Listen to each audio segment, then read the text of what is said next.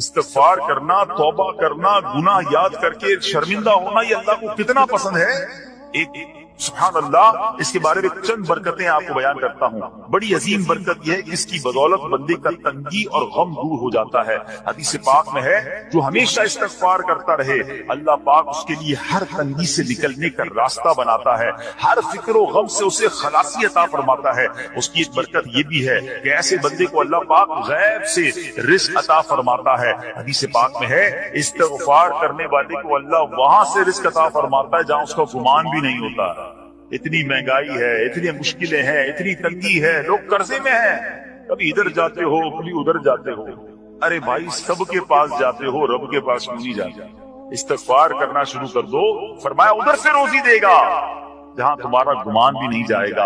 اس کی برکت سے اللہ پاک دلوں کے زنگ کو دور فرماتا ہے. آئیے پیارے اسلامی بھائیوں، اللہ کو معافی مانگنا، دل سے پکارنا کتنا پسند ہے. میں آپ کو بہت ہی خوبصورت واقعہ بتاتا ہوں، اور یہ واقعہ ہے حضرت موسیٰ علیہ نبینا علیہ السلام.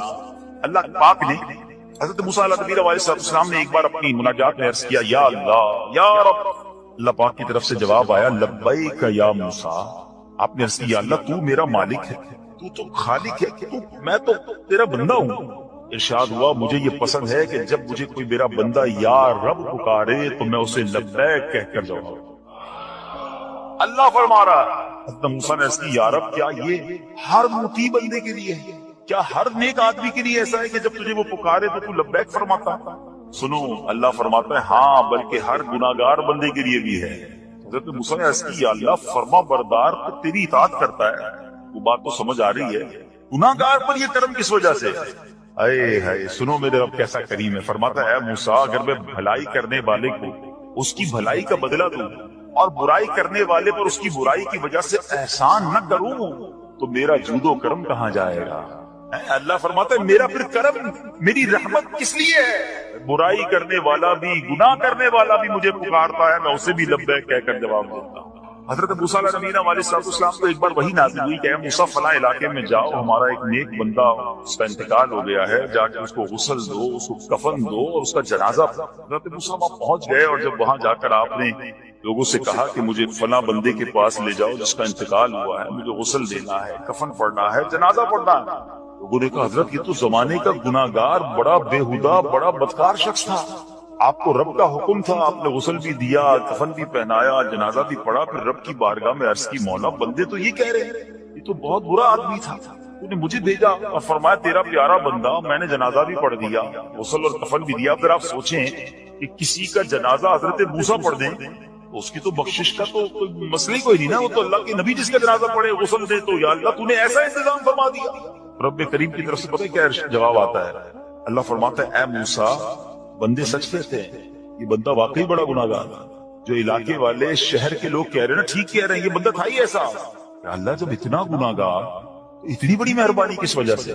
ارشاد ہوا اے موسیٰ اس بندے نے مرنے سے پہلے مجھ سے 5 کلمات کے ذریعے بات کی، مناجات کی، مجھے پکارا، 5 سینٹنس تھے، 5 کلمے تھے، اور اے موسیٰ اس کی وجہ سے میں نے اس کی مغفرت فرما دی. حضرت موسیٰ کہتے ہیں یا اللہ وہ 5 کلمے تو بتا دے. وہ 5 کیسے جملے تھے کہ علاقے میں سب سے مشہور بدکار اور اس کا انتقال ہو تو رب مغفرت بھی فرمائے اور اپنے نبی کو فرمائے جا کے جنازہ پڑھو. تو آپ نے کہا یا اللہ وہ 5 کلمات بتا دے. آپ ذرا یہ 5 کلمات سنیے گا. ایکچولی جو بات سمجھنی ہے نا، استغفار ہے کیا، معافی مانگنا ہے کیا، توبہ کیا ہے. اللہ فرماتا نا کہ ہم نے سنا کہ جو بندہ اللہ سے استغفار کرتا ہے اللہ اسے دیکھ کر مسکراتا ہے. اس کی وجہ یہ کہ بندہ رب کی بارگاہ میں اپنے آپ کو سرنڈر کرتا ہے، اپنے گناہ یاد کرتا ہے، اپنی کم مائگی کا اظہار کرتا ہے. وہ کہتے ہیں الندم التوبہ، شرمندگی توبہ. شرمندہ ہو جائے نا انسان. دنیا میں پتہ کیا معاملہ ہے، ہم کسی عدالت میں جا کر کہتے ہیں ہم نے جرم کیا، اقبال جرم، ٹھیک ہے، تو کیا ہوتا ہے؟ جج کہتا ہے پھر اس کو گرفتار کرو اور سزا سناؤ. بندہ خود ہی مان رہا ہے، گواہوں کی ضرورت کیا ہے؟ دنیا کی عدالت میں اقبال جرم پر سزا ملتی ہے. میرے رب کی رحمت کی عدالت دیکھو، بندہ وہاں جا کر اقبال جرم کر لے، شرمندہ ہو جائے، معافی مانگ لے، اللہ اس کے سارے گناہ معاف فرما دے. یہ فرق ہے دنیا والوں میں اور رب کی عدالت میں. سبحان اللہ. وہ حضرت موسیٰ کہتے ہیں یا اللہ وہ 5 کلمے بتا، اور بتائے گئے تو وہ 5 کلمے سنیے گا ذرا. وہ بندہ کہتا ہے مرنے سے پہلے اے رب تو جانتا ہے میں نیکوں سے محبت کرتا ہوں اگرچہ خود نیک نہیں. या रब तू जानता है मैं फासिकों से बुग़्ज़ रखता हूँ, अगरचे मैं खुद फासिक हूँ। समझ रहे बात? अल्लाह नेकों से प्यार करता हूँ, मुझे पता है मैं खुद नेक नहीं हूँ। मैं गुनाहगारों से नफरत करता हूँ, हालांकि मैं खुद भी गुनाहगार हूँ। कहीं भी अपनी बड़ाई नहीं है, मैं गुनाहगार, मैं बदकार, मगर अल्लाह मैं प्यार करता हूँ नेक लोगों से। तीसरा जुमला क्या था?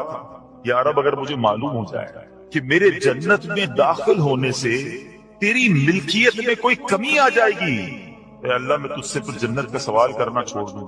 मुझे ये पता है या अल्लाह तूने मुझे जन्नत में दाखिल किया ना, तेरी जन्नत में कोई कमी नहीं आएगी, बहुत बड़ी है। अब मुझे दाखिल भी करने से तेरा कुछ नहीं जाएगा। अगर कुछ जाता होता तो या अल्लाह मैं जन्नत तेरे से मांगना छोड़ देता। चौथा जुमला क्या है? ऐ रब अगर मुझे मालूम हो जाए कि मुझे जहन्नम में दाखिल करने से तेरी मिल्कियत में इजाफा हो जाएगा, तो मैं फिर जहन्नम से पनाह नहीं मांगूंगा। यानी अगर तो तेरे मुल्क में तेरी शान में इजाफा हो रहा है मुझे जहन्नम में डालने से, फिर तो मैं नहीं कहूंगा तुझे कि जहन्नम से निकाल। अगर मुझे पता है तू पहले ही मालिक है, तू पहले ही खालिक है, सब कुछ तेरा है, मुझे जहन्नम में डालने से तेरी कोई मिल्कियत में इजाफा नहीं होना। और आखिरी बात क्या कहता है? या रब अगर तू मुझ पर रहम ना करेगा तो फिर कौन करेगा? अल्लाह फरमाता है मूसा मैंने उस पर रहम किया, ये मेरे करम के लायक था, मेरे करम की लायक नहीं था कि मैं उसे नाकाम लौटा देता। जब इसलिए कलिमात कहे तो मैंने इसे दरगुजर फरमाया, इसकी मग़फ़िरत फरमा दी और मैं ही बख्शने वाला मेहरबान। वह मेरे प्यारे इस्लामी भाइयों, आज वो काम सीख के जाना है, समझ के जाना है, जिसको जो बंदा करता है तो रब की रहमत गोया मुस्कुराती है। वो ये है कि अल्लाह से माफी मांगते रहे, इस्तिग़फ़ार करते रहें, अल्लाह को राजी करने की कोशिश करते रहें, अपने गुनाहों पर नदामत रखें। कि जो माफी मांगता है ना अल्लाह उसे बहुत पसंद फरमाता है। हदीस पाक में आता है अत्ताइबु मिनज़्ज़म्बि कमल्ला ज़म्बला, गुनाहों से तौबा करने वाला ऐसा है जैसा उसने गुनाह किया ही नहीं है। अच्छा अब एक और बहुत प्यारा अमल जिसको देखकर अल्लाह मुस्कुराता है, वही मैंने तफसीर बताई कि अल्लाह की रहमत राजी हो जाती है और अल्लाह की रहमत बरसती है, रब राजी हो जाता है। नबी पाक अलैहिस्सलाम ने फरमाया 3 बंदे हैं अल्लाह पाक उन्हें देखकर मुस्कुराता और क्या होता है? फरमाया और बहुत खुश होता है। अब वो 3 बंदे कौन से हैं? चेक करने हम उनमें हैं कि नहीं। फरमाया नंबर 1 वो बंदा जो रात को उठे, बिस्तर छोड़े, अच्छी तरह वुजू करे, फिर नमाज पढ़ने खड़ा हो जाए, उसे देखकर अल्लाह पाक फरिश्तों से फरमाता है, ऐ फरिश्तों बताओ मेरे बंदे को नेकी पर किसने उकसाया है? फरिश्ते अर्ज करते मौला तू बेहतर जानता है। अल्लाह पाक फरमाता है हाँ मैं जानता हूं मगर तुम मुझे बताओ। फरिश्ते अर्ज करते हैं ऐ मालिक करीम तूने इसे एक चीज यानी जहन्नम का खौफ दिया है, ये उससे डरता है। ऐ अल्लाह तूने उनको एक चीज जन्नत की उम्मीद दिलाई है, ये उसकी उम्मीद रखता है। अल्लाह यही खौफ और उम्मीद है जिसने इसे रात की नींद कुर्बान करके तेरे हुजूर खड़े होने पर उभारा है। अब अल्लाह पाक फरमाता है ऐ फरिश्तों गवाह हो जाओ कि जिस चीज से डरता है यानी जहन्नम से डरता है, मैंने अपने इस बंदे को उससे अमन बख्शा, और जिसकी उम्मीद रखता है यानी जन्नत की, मैंने जन्नत इस पर वाजिब कर दी। रात उठकर जब दुनिया सोई हो बंदा उठकर तहज्जुद की नमाज अदा करे, अल्लाह की बारगाह में आंसू बहाए, अल्लाह फरिश्तों के सामने गोया फखर फरमाता। दूसरे नंबर पर सुनो फरमा दूसरा वो शख्स जो हक को बातिल की लड़ाई में शरीक हुआ, साबित कदम रहा, यहाँ तक के शहीद हो गया, या अल्लाह पाक ने उससे फतह अता फरमाई। अल्लाह उस बंदे को देखकर भी मुस्कुराता है। जिहाद करने वाले मुजाहिदीन या तो शहीद हो जाए या गाजी होकर लौटे अल्लाह की रज़ा के लिए, अल्लाह की रहमत उन पर भी छमाछम बरसती है। और तीसरे नंबर पर फरमाया तीसरा वो बंदा जो रात को सफर करता है, यहाँ तक के रात के आखिरी हिस्से में जब कहीं ठहरता है तो उसके साथ वाले सो जाते हैं मगर वो खड़ा होकर नमाज पढ़ने लगता है, उस बंदे को देखकर भी अल्लाह पाक मुस्कुराता है। इज्तिमाई इबादत के बड़े फायदे हैं, इज्तिमा में आना, महफिल में आना, दुआ में शिरकत करना बहुत अच्छी बात, मगर अपनी आदत ऐसे भी बनाएं कि कुछ इबादतें ऐसी करें कि मैं जानूं और रब जाने। ये जो रात उठकर दुआ का लुत्फ है, रात उठकर जो नमाज पढ़ने का लुत्फ है ना, जब सारी दुनिया सो रही है और बंदा अपने रब की बारगाह में हाजिर है। उलमा कहते हैं दिन के नवाफिल के मुकाबले में रात के नवाफिल अफजल है, क्योंकि रात सुकून होता है, रात रिक्कत कल्बी मिलती है, सुभान अल्लाह, रहमत इलाही छमाछम बरसती है। हमें क्या करना है कि रात तहज्जुद की नमाज की आदत डाले। रमजान में बन गई थी, सारी के लिए उठते थे तो लोग तहज्जुद पढ़ते थे, अल्लाह करे कि ये आदत बन जाए। कभी कभी अगर हर रोज नहीं हो सकता तो बस तुम कभी कभी करें। अच्छा अगर ऐसी कोई इबादत हो भी जाए ना پھر سب کو بتائے نا کہ رات اٹھا تھا تو جناب دعائیں بھی کی تو آنسو بھی بہائے. نہیں، کبھی کبھی ایسا کیا کرو کہ میں جانوں اور رب جانے. اللہ سے باتیں کیا. میں آپ کو صحیح بتاؤں، آپ مجھے ایک بات بتائیں. یہ تو آپ نے سن بھی لیا کہ اللہ کی رحمت کس قدر برستی ہے اس پر. زندگی میں بھی جب کبھی ہم پریشان ہوں اور رات نیند نہ آئے، کبھی کبھی ایسا ہوتا ہے پریشانی میں نیند نہیں آتی، کروٹیں بدل رہا ہوتا ہے انسان، اور اس کروٹ بدلتے بدلتے میں آپ کی جب والدہ حیات ہوگی یا ماشاءاللہ جن کے پاس ماں موجود ہے، ماں جیسی ہستی کہاں ملتی ہے. ایک بار اور سن لو، دنیا کی بہت ساری چیزیں میرے اور آپ کے پاس ہیں جو ریپلیسیبل ہیں، جو بدلی جا سکتی ہیں. موبائل فون لیتے ہیں بڑی خوشی سے لیتے ہیں، مگر نیا ماڈل آتا ہے تو لوگ بدل دیتے ہیں. سواری لیتے ہیں بڑی خوشی ہوتی ہے، مگر جب نئی سواری آتی ہے تو ریپلیس بدل دیتے ہیں. ماڈل نیا آ گیا بھائی، اب وہ پرانی لگتی ہے. مگر یاد رکھو، ماں باپ چلے جائیں نا، اس کے بعد ماں باپ دوبارہ نہیں ہوئی. ان کا کوئی نیا ورژن یا نیا ماڈل نہیں ہے تو ان کی قدر کر لو، ان کی دعائیں لے لو. تو بہرحال آپ کبھی کبھی تکلیف میں ایسا ہوا ہو کہ رات کو نیند نہ آئی ہو، بے قرار ہو کر ماں کے پاس گیا، آنکھوں میں آنسو لے کر کہ ماں میں پریشان ہوں، بیمار ہوں، یا قرضے میں ہوں، یا فلاں پرابلم ہے. ماں نے کیا کیا؟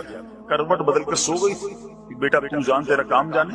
یا ماں خود بھی بیدار ہو گئی، سینے لگایا اور دعا کرنا شروع کر دی. بھائی ہم روئے تو ماں بھی روئی. یہ ہے نا ماں. میری تکلیف، ایسا لگتا ہے کہ مجھے کبھی کبھی یہ فیصلہ کرنا مشکل ہوتا تھا کہ تکلیف مجھے زیادہ ہوتی ہے میری تکلیف میں، میری والدہ کو زیادہ ہوتی ہے. بیمار میں ہوں، تکلیف اسے ہے. یہ رشتہ کہاں ملتا ہے؟ مگر مجھے ایک بات بتاؤ، جب میری تکلیف پر رات نیند چھوڑ کر بستر چھوڑ کر میں ماں کے پاس گیا، ماں نے سینے لگایا، تو اگر میں اپنا بستر چھوڑ کر آنکھوں میں آنسو لیے میری ماں سے مجھے کہیں زیادہ پیار کرنے والے رب کی بارگاہ میں چلا گیا، تو اس کی رحمت کیا مجھے مایوس کر دی؟ میری ماں کے دل میں جو مامتا ہے نا، وہ بھی میرے رب نے ڈالی ہے. تو رب کی رحمت کتنی ہوگی. کبھی کبھی اللہ کی بارگاہ میں رات کے اس پہر حاضر ہوا، جو پرابلم ہے آپ کی، جو مشکل ہے آپ کی، آپ یقین کریں، آپ اللہ کی بارگاہ میں تہجد کے وقت رات کے آخری پہر آنسو بہائیں، دعائیں کریں، نوافل پڑھیں، پھر دیکھیں آپ کے دل کو تسلی کیسے ہوتی ہے. آپ کا ایمان تازہ ہو جائے گا، اور آپ نے دیکھا کہ ایسے وقت عبادت کرنے والوں سے رب کتنا راضی ہوتا ہے. اللہ کرے یہ بات ہمیں سمجھ آ جائے. اسی طرح عظیم صحابی حضرت عبداللہ بن مسعود رضی اللہ عنہ سے روایت ہے، پیارے آقا مکی مدنی مصطفیٰ صلی اللہ علیہ وسلم نے فرمایا، ایک بندہ رات کو اٹھتا ہے، اچھی طرح وضو کرتا ہے، پھر اللہ پاک کی حمد کرتا ہے، اس کی بزرگی بولتا ہے، اپنے نبی علیہ السلام پر درود پڑھتا ہے، قرآن کھول کر پڑھنا شروع کر دیتا ہے. یہ وہ بندہ ہے جسے دیکھ کر اللہ پاک مسکراتا ہے اور فرماتا ہے، دیکھو میرا بندہ عبادت کر رہا ہے جبکہ اسے میرے سوا کوئی نہیں دیکھ رہا. اللہ، یہ کاش ہمیں عادت مل جائے کہ ہم اکیلے میں عبادت کریں، انفرادی عبادت کریں. میں جانوں میرا رب جانا. کبھی تلاوت کریں، کبھی درود پڑھیں، کبھی دعائیں کریں، کبھی آنسو بہائیں. سبحان اللہ، اس کا مزہ ہی اور ہے. ہاں، کبھی ایسا ہونا چاہیے. ہم محفل میں عشق رسول کے عالم میں رو بھی پڑھتے ہیں، مدینے کی یاد ہو، نعت شروع ہو تو ہماری آنکھوں میں آنسو آ جاتے ہیں، یہ بھی اچھی بات ہے. مگر کبھی کبھی رات ایسی بھی ہونی چاہیے کہ دل میں ہو یاد تیری گوشے تنہائی، دل میں ہو یاد تیری گوشے تنہائی ہو، پھر تو خلوت میں عجب انجمن آرائی. کبھی زندگی میں ایسی راتیں بھی آنی چاہیے. وہ ہے نا، جاگ اٹھا اشکوں کا مقدر، عشق نبی میں روتے روتے کیسی گزری رات نہ پوچھو. کبھی کبھی ایسی رات بھی گزرنی چاہیے کہ آقا کی یاد میں آنسو بہ رہے ہوں، مدینے کی یاد میں، گھر والوں کو بھی پتہ نہ چلے. ہلکی ہلکی آواز میں کبھی نعت شریف لگا لیا کریں، کبھی مناجات لگا لیا کریں. ہم پتہ نہیں کیا دیکھتے دیکھتے سوتے ہیں. کاش انہی تصورات میں آنکھیں بند ہوں کہ میں سو جاؤں یا مصطفیٰ کہتے کہتے، میں سو جاؤں یا مصطفیٰ کہتے کہتے، کھلے آنکھ صلی علی کہتے. جو مدینے کے تصور میں سوتے نا، پھر خواب میں زیارت بھی کر لیتے. خواب کا ایک فنامنا یہ بھی ہے، آپ جس چیز کے بارے میں سوچتے ہوئے سوتے ہیں نا، عموماً گندی باتیں دیکھ کر، گندی چیزیں دیکھ کر سوتے، پھر ایسے ڈراؤنے خواب بھی آتے ہیں، انہیں ٹینشن بھی آتی ہے. فلموں میں بھی ماردار دیکھی، خواب میں بھی لڑائی جھگڑے دیکھ رہے. جو مدینے کی یادوں میں سو رہا ہے، جو باوضو سو رہا ہے، جو اللہ کا ذکر کر کے سو رہا ہے، جو نوافل پڑھ کے سو رہا ہے، پھر دیکھو خواب میں بھی کہاں کہاں کی سیر کرے گا انشاءاللہ. تو اپنی خلوتوں کو اچھا چاہیے، اپنے اکیلے وقت کو بھی خوبصورت کریں، آنسو بہائیں. اور سبحان اللہ، تہجد پڑھنے والوں کے چہروں پر نور بھی آ جاتا ہے. ہاں، یہ ایک الگ نعمت انہیں ملتی ہے، اللہ نصیب فرما دے. اچھا، ایک اور خوبصورت کام ہے، اللہ کریم جنہیں دیکھ کر مسکراتا ہے. فرمایا حضرت ابو سعید خدری رضی اللہ عنہ فرماتے ہیں، رسول ذیشان مکی مدنی سلطان صلی اللہ تعالی وسلم نے فرمایا، 3 بندوں کو دیکھ کر اللہ پاک مسکراتا ہے. وہ قوم جو نماز میں صفیں سیدھی کرتی ہے، اور جو وہ بندہ جو اللہ پاک کی راہ میں جہاد کرتا ہے، تیسرا وہ بندہ جو رات کے اندھیرے میں عبادت کرتا ہے، انہیں دیکھ کر اللہ پاک مسکراتا ہے۔ جہاد والی بات اور رات والی عبادت کی بات تو ہو گئی، اب اس میں نئی بات سیکھنے کو ملی، صفیں درست کرنے والی۔ اب روز نماز پڑھ رہے ہیں، صفیں درست نہیں کر رہے ہوتے، امام صاحب کہہ کے تھک جاتے ہیں، کاندھے سے کاندھا ملائیں، صفوں کو سیدھا کریں۔ صفوں کو سیدھا کرنے والوں کو دیکھ کر رب کی رحمت مسکراتی ہے، رحمت برستی ہے۔ اب یہ کتنا آسان کام ہے، مگر اس کی طرف بھی توجہ نہیں ہوتی ہے۔ یاد رکھیے کہ صفیں سیدھی کرنا یہ بڑی نیکی ہے، اور اللہ کرے کہ ہم اس پر عمل کرنے والے بنے۔ اور صفیں درست نہ کرنا ترک واجب، ناجائز اور گناہ ہے۔ سیدھی صفیں نہیں کرتے، نہیں ناجائز کرتے ہیں، گناہ کرتے ہیں۔ صف درست نہ کرنے سے نماز ناقص رہ جاتی ہے۔ اور یہ بعض اوقات وہ کہتے ہیں یار ہمیں اس نماز میں وسوسے بہت آتے ہیں، روایتوں میں آتا ہے صف درست نہ کرنا نماز میں وسوسے آنے کا سبب ہے۔ صفیں ٹھیک نہیں ہوگی نا، عجیب عجیب سی باتیں دماغ میں آئیں گی۔ کیوں؟ حدیث پاک میں آتا ہے شیطان تمہارے درمیان بھیڑ کے بچے کی طرح گھس جاتا ہے، شیطان صفوں میں گھس جاتا ہے۔ صف سیدھی نہ کرنے میں چہرہ بگڑنے کا اندیشہ ہے۔ اب ذرا غور کر لیجیے یہ کتنا ضروری ہے۔ قرآن کریم میں ایک سورت ہے سورہ صافات، اس مبارک سورت کی پہلی آیت میں اللہ پاک نے فرمایا وَالصَّافَّاتِ صَفًّا، ان کی قسم جو باقاعدہ صفیں باندھے ہوئے ہیں۔ حضرت عبداللہ بن مسعود فرماتے ہیں یہاں صفیں باندھنے والوں سے مراد فرشتے ہیں۔ حضرت جابر بن سمرہ رضی اللہ تعالیٰ عنہ فرماتے ہیں ایک دن پیارے آقا مکی مدنی مصطفیٰ صلی اللہ علیہ وسلم تشریف لائے اور فرمایا تم ایسے صف کیوں نہیں بناتے جیسے فرشتے صفیں بناتے ہیں؟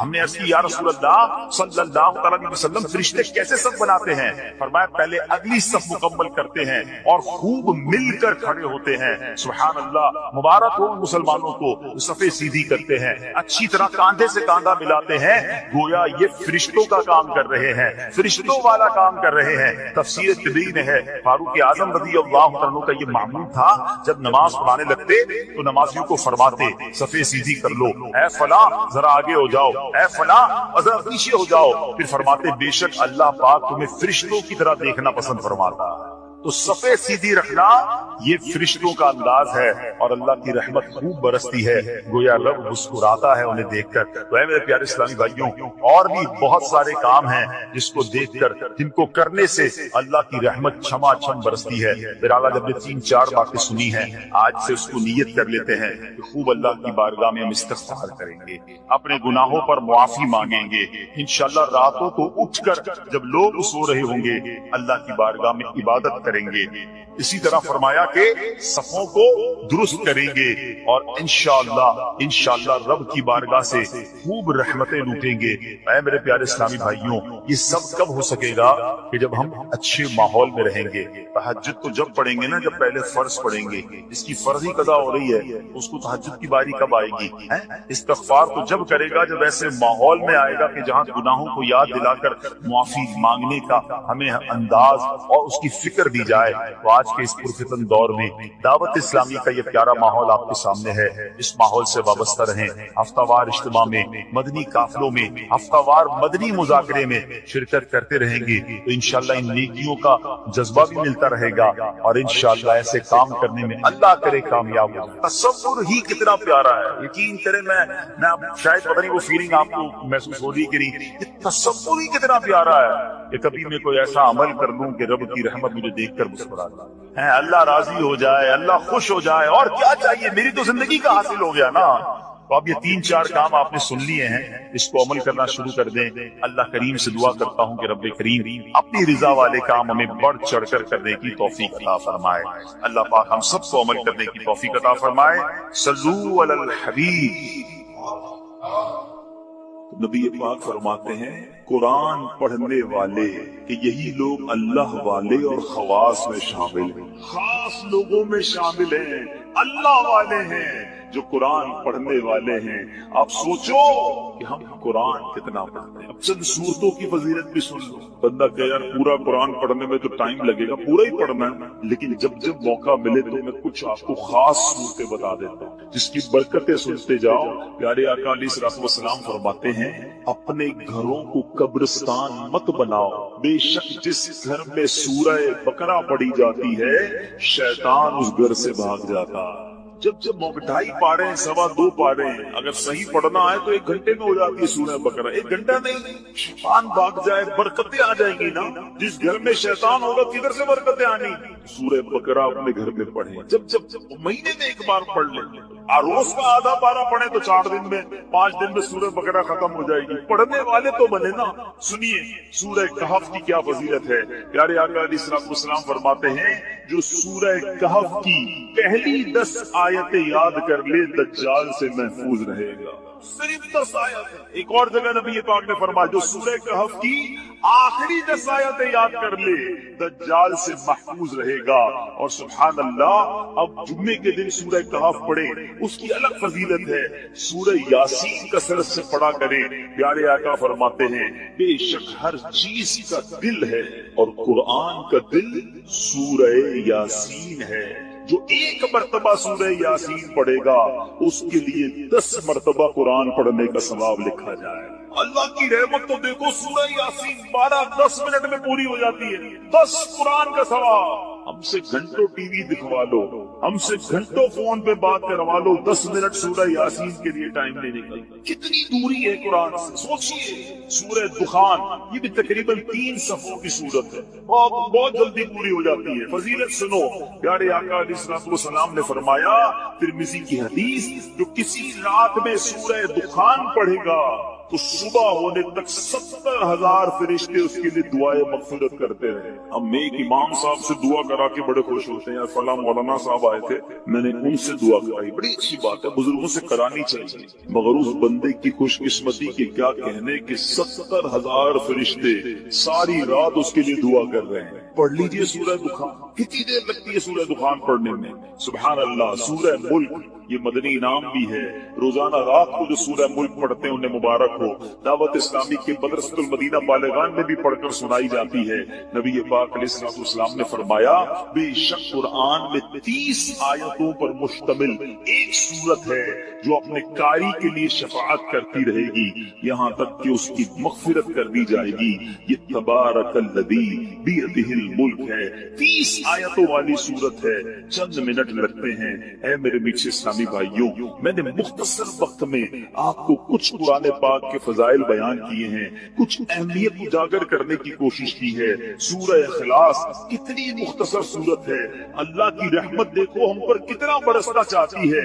प्यारे आका अलैहिस्सलाम ने फरमाया, मुस्लिम शरीफ की हदीस है, आका फरमाते, तुम में से कोई शख्स रात में 1/3 कुरान क्यों नहीं पढ़ता, 1/3 कुरान क्यों नहीं पढ़ता। सहाबा किराम ने अर्ज किया, हुजूर कोई शख्स 1/3 कुरान, 1/3 कुरान रात में कैसे पढ़ सकता है। नबी पाक अलैहिस्सलाम ने फरमाया, कुल हुवल्लाहु अहद 1/3 कुरान के बराबर है। गोया कोई 3 बार सूरह इखलास पढ़ ले पूरे कुरान का सवाब आता। और कमाल का वजीफा है, मगर हम गलती ये करते हैं कि हम इतने मुबारक वजीफे को कसरत से नहीं पढ़ते। आज बहुत खूबसूरत एक रिवायत सुनाने जा रहा हूँ। नबी पाक अलैहिस्सलाम के बाज़ सहाबा ने फरमाया कि जिस मजलिस में, जिस महफिल में, जिस इज्तिमा में सरवरे कायनात सल्लल्लाहु तआला अलैहि वसल्लम पर दुरूद पाक पढ़ा जाता है, उस मजलिस से एक निहायत पाकीज़ा खुशबू महकती है। अब नॉर्मली खुशबू लगाते वक्त क्या प्लान करते हैं कि ऐसी खुशबू हो कि थोड़ा दूर तक जाए। इत्र वाले को कहते हैं ना यार, जरा लॉन्ग लास्टिंग देना, ऐसा इत्र परफ्यूम देना जो देर तक रहे और दूर तक महके। आओ मैं बताता हूँ दुरूद पढ़ने वालों, जब तुम दुरूद पढ़ते हो तो खुशबू किधर तक जाती है। साहबा कहते हैं जब किसी मजलिस में, किसी महफिल में दुरूद पढ़ा जाता तो उस दुरूद की महक आसमानों तक जाती है, और वहाँ अल्लाह के फरिश्ते उस खुशबू को जब महसूस करते हैं तो कहते हैं जमीन पर किसी मजलिस में हो ना हो कहीं आका के दीवाने जमा होकर नबी पाक पर दुरूद सलाम का नजराना पेश कर रहे हैं। यानी यहाँ हम दुरूद पढ़े, वहाँ फरिश्तों को पता चल जाता कि कहीं दुरूद पढ़ा जा रहा है जिसकी ये महक है, इसकी ये खुशबू है जो आसमानों तक पहुंच रही है। अल्लाह अकबर। नबी पाक अलैहिस्सलाम ऐसे, उनका जिक्र इतना महका, उनकी बात करें तो खुशबू निकले, तो खुद नबी पाक अलैहिस्सलाम की खुशबू का आलम क्या होगा।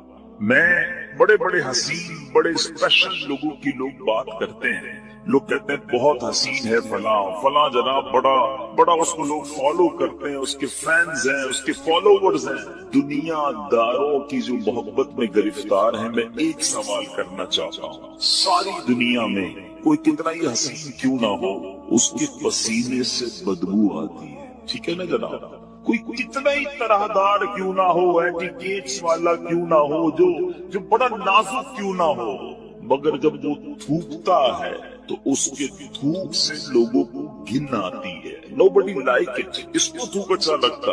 میں سرور کائنات علیہ الصلوۃ والسلام کے مبارک چہرے کی بات نہیں کروں گا کہ اس چہرے میں تو رب نے کیسا حسن عطا فرمایا کہ مولانا حسن رضا خان صاحب لکھتے ہیں، ایسا تجھے خالق نے طرح دار بنایا، ایسا تجھے خالق نے طرح دار بنایا، یوسف کو تیرا طالب دیدار بنایا، کونین بنائے گئے سرکار کی خاطر، کونین کی خاطر تمہیں سرکار بنایا۔ تو نبی پاک کے مبارک چہرہ انور اور اس کے حسن کی بات آج نہیں کریں گے، پیارے آقا کے ان ہاتھوں کی بات نہیں کریں گے کہ جس طرف اٹھ گئی دم میں دم آ گیا، اس نگاہ عنایت پہ لاکھوں سلام، ہاتھ جس سمت اٹھا غنی کر دیا، موجے بحر سماحت پہ لاکھوں سلام، ہم اس کی بھی بات نہیں کریں گے۔ پیارے آقا کے مبارک دور و نزدیک کے سننے والے وہ کان لالے کرامت پہ لاکھوں سلام، اس کی بھی بات نہیں کرتے، بلکہ ہم صرف ان دو چیزوں کی بات کرتے ہیں کہ جس سے عموماً لوگ دور بھاگتے ہیں۔ میں اور آپ پرفیوم کیوں لگاتے ہیں، عطر کیوں لگاتے ہیں؟ کہ میرے اور آپ کے پسینے سے کسی کو بدبو نہ پہنچے۔ ایسا ہی ہے، بندہ اپنے پسینے سے کسی اور کو تکلیف نہ ہو، اچھی بات ہے، سنت کی نیت بھی ہو اور یہ بھی ساتھ نیت ہو کہ میری وجہ سے کسی مسلمان کو تکلیف نہ ہو، عطر لگانے کا بھی ثواب ملے گا۔ لیکن آج بتاتا ہوں میرے آقا کا پسینہ کیسا تھا، نبی پاک کا لعاب دہن کیسا تھا۔ بھی just talk about these two things, ہم فقط ان دو چیزوں کی آج بات کرتے ہیں، ذرا غور کیجئے۔ باقی نبی پاک کی کمالات تو بیان ہی نہیں کر سکتے نا، بڑے بڑے علماء نے کوشش کی، عاشقوں کے امام نے بھی قلم اٹھایا، جس نے بھی کوشش کی وہ عاجز ہو گیا، حیران ہو گیا۔ کیا خوب لکھتے ہیں اعلیٰ حضرت، سرور کہوں کہ مالک و مولا کہوں تجھے، باغ خلیل کا گل زیبا کہوں تجھے، آقا تیرے تو بس عیب تناہی سے ہے بری، حیران ہوں میرے شاہ میں کیا کیا کہوں تجھے۔ آج اس شعر کا مطلب بھی تھوڑا سا سمجھ لو، عیب تناہی، علماء بیٹھے ہیں ماشاءاللہ، یہ کیا ہے، اس کے پیچھے کیا لکھا ہے اعلیٰ حضرت نے؟ مثال کے طور پہ اگر آج میں آپ سب کو کاغذ بھی دے دوں، قلم بھی دوں اور کہوں ذرا لکھو کسی پرسنل، جس شخصیت سے آپ پیار کرتے ہیں اس کے اوصاف لکھیں، اس کی خوبیاں لکھیں، آپ لکھنا شروع کریں گے، 10 لکھ دیں گے، 15 لکھ دیں گے، 50 لکھ دیں گے، اس کے بعد آپ مجھے سارے قلم کاغذ واپس دے دیں گے کہ بھائی آپ نے کیا لکھا؟ آپ لکھیں گے بڑا حسین ہے، خوبصورت ہے، ملنسار ہے، مسکراتا ہے، مدد کرتا ہے، خیال کرتا ہے، حوصلہ بڑھاتا ہے۔ 10 15 20 پھر رک جائے گی نا قلم، اسٹاپ۔ آپ کہیں گے جناب یہ جس سے میں پیار کرتا ہوں نا یہ اس کی تعریف ہے۔ اعلیٰ حضرت کہتے ہیں یہ جو چیز ختم ہو جاتی ہے نا، تعریف رک جاتی ہے، تعریف اینڈ ہو جاتی ہے، یہ بھی تو ایک عیب ہے، تناہی اینڈ ہو جانا۔ اعلیٰ حضرت کہتے ہیں نبی پاک کی ذات وہ ہے جن کے اوصاف ختم ہی نہیں ہوتے ہیں۔ 1400 سال سے زیادہ وقت گزر گیا ہے، آج تک لکھنے والے لکھ رہے ہیں، بات ہے کہ پوری نہیں ہو رہی ہے، بات ہے کہ ختم ہی نہیں ہو رہی ہے۔ امام لکھتے ہیں تیرے تو وصف عیب تناہی سے ہیں بری، حیران ہوں میرے شاہ میں کیا کیا کہوں تجھے، لیکن رضا نے ختم سخن اس پہ کر دیا، خالق کا بندہ خلق کا آقا کہوں تجھے۔ تو نبی پاک علیہ الصلوۃ والسلام کی فقط ان دو چیزوں کی بات کرتے ہیں۔ آپ نے ذکر مصطفیٰ درود پاک کے بارے میں سنا نا کہ آقا کا ذکر کرو تو آسمان تک خوشبو جاتی ہے، کیوں نہ خوشبو جائے۔ والصلاة والسلام على سید المرسلین، اما بعد فاعوذ باللہ من الشیطان الرجیم، بسم اللہ الرحمن الرحیم۔ پڑھیے الصلاۃ والسلام علیک یا رسول اللہ وعلی آلک واصحابک یا حبیب اللہ الصلاۃ والسلام علیک یا نبی اللہ وعلی آلک واصحابک یا نور اللہ۔ میٹھے میٹھے اور پیارے پیارے اسلامی بھائیوں اور مدنی چینل کے ناظرین، درود پاک پڑھنے کے بے شمار فضائل و برکات ہیں۔ ام المومنین سیدتنا عائشہ صدیقہ رضی اللہ تعالی عنہا سے روایت ہے، صاحب معراج محبوب رب بے نیاز صلی اللہ تعالی علیہ وسلم نے ارشاد فرمایا، جب کوئی بندہ مجھ پر درود پاک پڑھتا ہے تو فرشتہ اس درود کو لے کر اوپر جاتا ہے اور اللہ عز و جل کی بارگاہ میں پہنچاتا ہے تو اللہ عز و جل ارشاد فرماتا ہے، اس درود کو میرے بندے کی قبر میں لے جاؤ، یہ درود اپنے پڑھنے والے کے لیے استغفار کرتا رہے گا اور اس بندہ خاص کی آنکھیں اسے دیکھ کر ٹھنڈی ہوتی رہیں گی۔ یعنی درود بارگاہ رسالت میں فرشتہ پہنچا دیتا ہے، گویا درود خود جو ہے وہ پڑھنے والے کے لیے استغفار کرتا ہے۔ اور کیا چاہیے کہ درود ہم پڑھیں اور پھر قیامت تک ہمارے لیے استغفار ہوتا رہے، مغفرت کی دعائیں ہوتی رہیں۔ تو اے میرے پیچھے اسلامی بھائیوں، درود پڑھنا ایک کمال کا وظیفہ ہے، مگر مسئلہ یہ ہے کہ آج ہمارے پاس فضول باتوں کے لیے وقت ہے، سوشل میڈیا کے لیے، موبائل فون کے لیے، دوستوں میں گپ شپ کے لیے، اور آپ کی زبان میں، سندھ کی زبان میں کہوں تو کچہری کرنے کے لیے بڑا وقت ہے، مگر وقت نہیں